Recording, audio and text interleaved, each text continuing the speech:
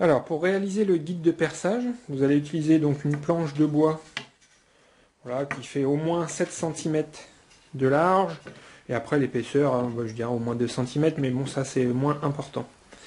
Donc il vous faut une planche de bois et une chute de poteau. Ensuite, on va tracer l'emplacement des trous. Alors, j'ai reporté toutes les cotes comme indiqué sur le plan pour réaliser le guide. Alors, je voulais juste attirer votre attention sur en fait un trait vraiment important. C'est ce trait-là. Par rapport à votre référence, ce bord-là, il faut qu'il soit à 34,5 mm.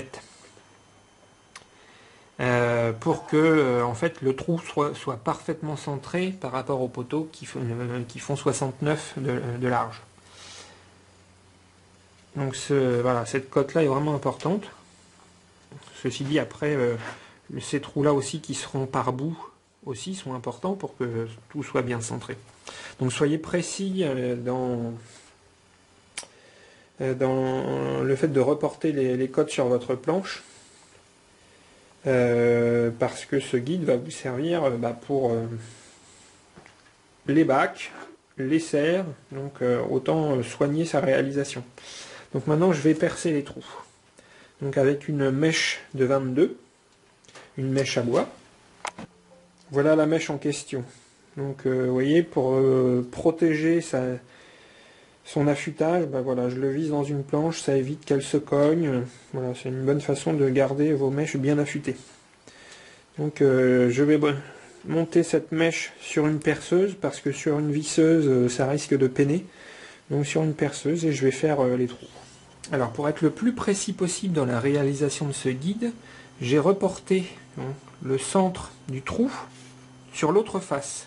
Vous voyez, avec l'équerre, hop, ici, et avec encore un trait à 34,5 du bord.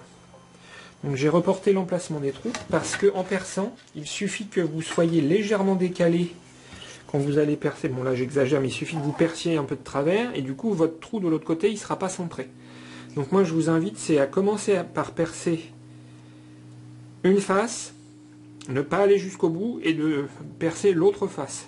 Comme ça vous êtes sûr que le trou sera parfaitement centré des deux côtés. Voilà, donc j'ai monté la mèche, donc placer la petite queue de cochon à l'intersection. Et alors mettez-vous au-dessus. Voilà, c'est comme ça que vous allez avoir la meilleure vue et que vous avez le plus de chances d'être perpendiculaire à la planche.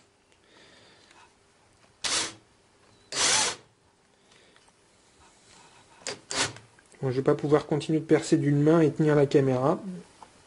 Donc finalement j'ai monté la mèche sur une perceuse parce que sur ma visseuse elle n'est pas assez puissante. Donc alors pour être vraiment à l'aise pour percer droit, je vous invite à poser la planche plutôt par terre. Par contre surtout pensez bien à protéger la petite queue de cochon hein. Ça c'est vraiment important qu'elle soit bien protégée. Donc voilà, n'hésitez pas à mettre une ou deux planches en dessous pour pas toucher le sol quoi.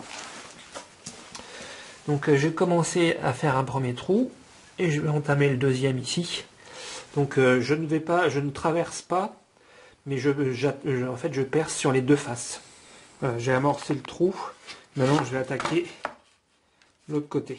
Je vais terminer le trou de l'autre côté. Voilà, j'ai terminé de percer les trous. Donc après, pensez bien à ranger votre mèche hein, et à la protéger. Voilà, comme ça. Ou si jamais vous trouvez des mèches vendues avec un étui, optez plutôt pour ce genre de produit. C'est important vraiment qu'elle soit protégée. Donc là voilà, maintenant je vais pouvoir visser la butée.